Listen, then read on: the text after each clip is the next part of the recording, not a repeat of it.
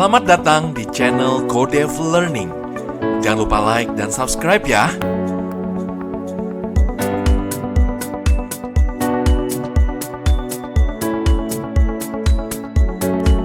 Video kali ini adalah lanjutan dari bagian 1 sebelumnya yang sudah membahas tentang komponen tunai.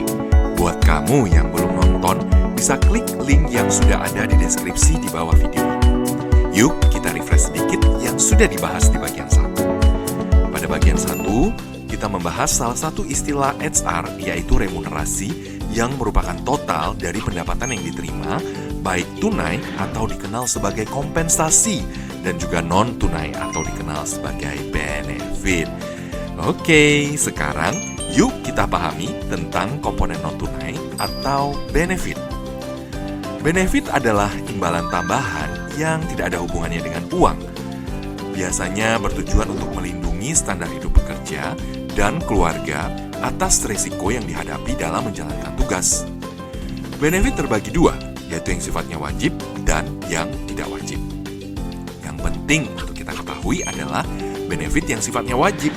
Kenapa? Karena diatur dalam peraturan perundang-undangan ketenagakerjaan di Indonesia. Nah, apa saja sih benefit wajib tersebut? Yuk kita lihat satu persatu. Yang pertama, hak atas istirahat antara jam kerja. Bagi seorang pekerja, jika bekerja 4 jam terus-menerus, sekurang-kurangnya dia harus mendapatkan setengah jam istirahat dari perusahaan. Yang kedua, hak untuk melaksanakan ibadah. Perusahaan wajib untuk memberikan waktu yang secukupnya bagi pekerja untuk melaksanakan ibadah. Yang ketiga, hari istirahat mingguan, di mana masa istirahat mingguan tidak boleh kurang dari 1 hari setelah 6 hari kerja, atau jika setelah 5 hari kerja dalam seminggu, tidak boleh kurang dari 2 hari. Yang keempat, hak untuk tidak bekerja pada hari-hari libur resmi ataupun hari libur yang ditetapkan oleh perusahaan. Yang kelima, hak atas cuti tahunan, yaitu karyawan yang sudah bekerja minimal 12 bulan berhak mendapatkan cuti tahunan 12 hari. Nah, pertanyaannya, bagaimana untuk mereka yang belum genap bekerja selama 1 tahun? Tentunya ini tidak wajib dan bisa diatur di masing-masing perusahaan. Dan perusahaan juga berwenang untuk menolak permintaan cuti dari karyawan yang belum genap 1 tahun bekerja. Nah, apabila perusahaan pun bersedia memberikan izin, biasanya disebut sebagai cuti di luar tanggungan. Dan perusahaan dapat memotong gaji pekerja tersebut secara prorata sesuai dengan jumlah ketidakhadirannya. Oke, selanjutnya selain daripada cuti tahunan, pekerja juga berhak untuk mendapatkan cuti sakit sesuai dengan keterangan dari dokter. Nah, jika pekerja sakit 4 bulan pertama, pekerja berhak untuk menerima 100% dari upah. Jika masih sakit 4 bulan kedua, pekerja berhak untuk menerima 75% dari upah. Jika masih sakit 4 bulan ketiga, pekerja berhak untuk menerima upah 50% dari upah. Untuk bulan selanjutnya, hanya 25% dari upah sebelum PHK diputuskan oleh pengusaha. Selain itu, juga pekerja perempuan berhak untuk mendapatkan cuti haid maksimum 2 hari. Dan untuk pekerja yang menikah, berhak untuk mendapatkan hak cuti sebanyak 3 hari. Dan jika pekerja menikahkan anak, berhak untuk mendapatkan cuti sebanyak 2 hari. Dan selain itu, jika membaptiskan anak, pekerja juga berhak untuk mendapatkan cuti sebanyak 2 hari.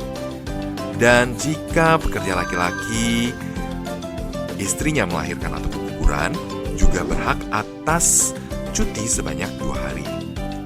Dan jika ada keluarga yang meninggal, suami, istri, orang tua, mertua atau anak, atau menantu, maka pekerja berhak atas cuti sebanyak 2 hari. Sedangkan untuk anggota keluarga yang meninggal, pekerja berhak untuk mendapatkan cuti sebanyak 1 hari dengan syarat anggota keluarga yang meninggal tersebut dalam satu rumah. Nah, yang perlu kamu ingat, untuk semua benefit yang Codev sebutkan tadi, ini adalah merupakan benefit wajib, di mana untuk setiap kejadiannya, kamu berhak untuk mendapatkan upah penuh. Nah, apa definisi upah? Kita sudah bahas dalam video sesi atau bagian 1, yaitu upah pokok dan tunjangan tetap. Buat kamu yang belum paham, silahkan lihat kembali video bagian 1. Nah, untuk benefit lainnya yang bersifat tidak wajib, biasanya diatur dalam perjanjian kerja, peraturan perusahaan, atau PKB. Contoh, penggantian biaya pengobatan di luar BPJS, ataupun fasilitas-fasilitas lain yang diberikan perusahaan seperti misalnya pinjaman tanpa bunga, atau aktivitas sosial atau klub olahraga, atau mobil antar jemput, dan lain sebagainya. Oke, kode frasa semuanya sudah cukup jelas dengan apa yang kita maksud dengan komponen non-tunai atau benefit. Sampai jumpa di sesi selanjutnya. Terima kasih. Bye-bye.